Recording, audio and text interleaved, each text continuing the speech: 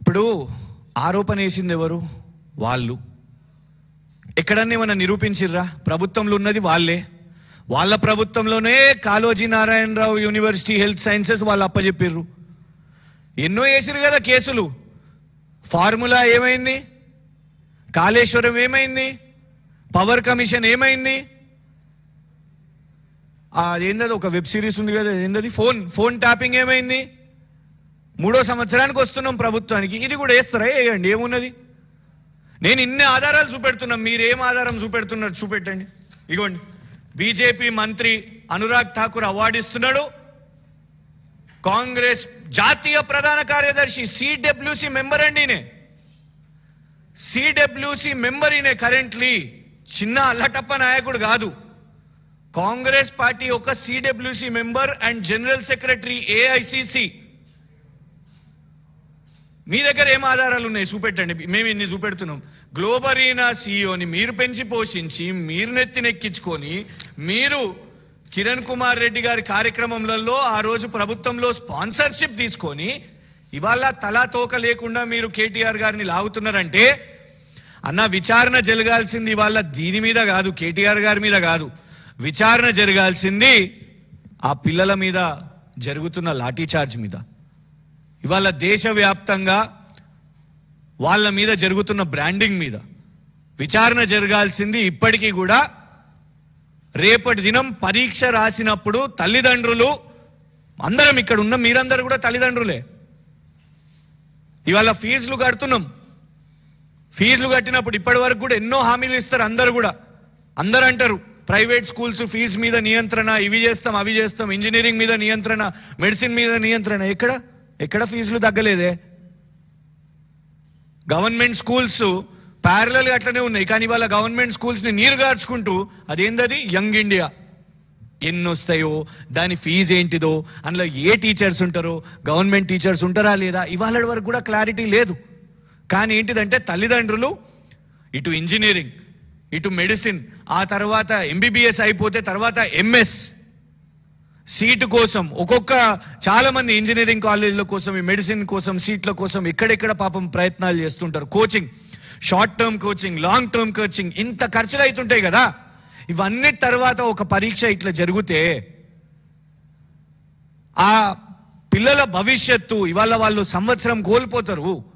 వాళ్ళందరూ రోడ్ల మీదకి వస్తున్నారు, కేసులు పెడుతున్నారు. వాళ్ళు నిరసన తెలుపుతుంటే వాళ్ళ వీడియోస్ బయటికి వెళ్తాయి. డీటెయిల్స్ జంతర్ మంతర్లనంట ఫేషియల్ రికగ్నిషన్ పెట్టారు.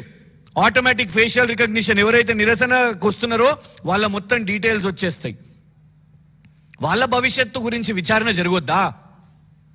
విచారణ జరగాల్సింది ఇదా? రేవంత్ రెడ్డి గారు దీని మీద హీఈస్ వేస్టింగ్ ద టైం.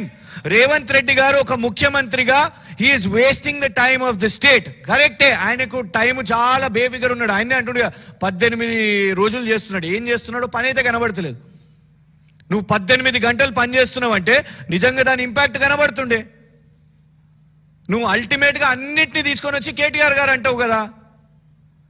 అంటే దాంతోనే అర్థమవుతున్నది నీటి విషయం మీద, దేశంలో ఉన్న పిల్లల విషయం మీద రేవంత్ రెడ్డి గారికి చిత్తశుద్ధి లేదు. కాబట్టి మీరు ఆయన మొత్తం అల్టిమేట్గా ఆయన సెంటర్ పాయింట్ ఏంటిది? ఆ సినిమాలలో మనం ఆవు కథ అని చూస్తాం కదా, అన్నిటికీ రేవంత్ రెడ్డి గారికి తెలిసింది ఒకటి, కేటీఆర్ కేటీఆర్ కేటీఆర్ కేటీఆర్, గంతే. ఇంట్లో కూడా గంతే, దట్స్ ఆల్.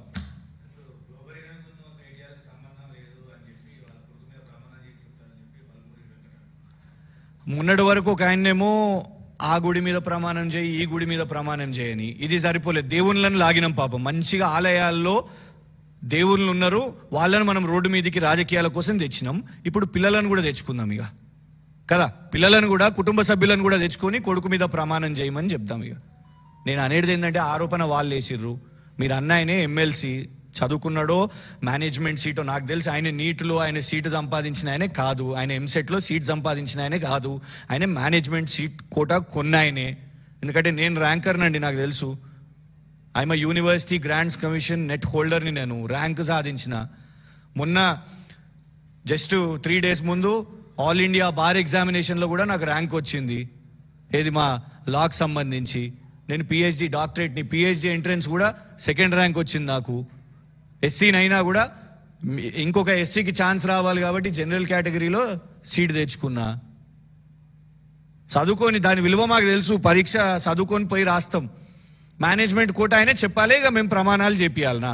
నేను అనేది ఏంటంటే విచారణ చేపి, నీకు ఇచ్చిరు కదా అదే శాఖ ఇచ్చిరు కదా, మినిస్ట్రీ ఆఫ్ కేటీఆర్ ఇచ్చిరు కదా నీకు, అదే పని పెట్టుకోను.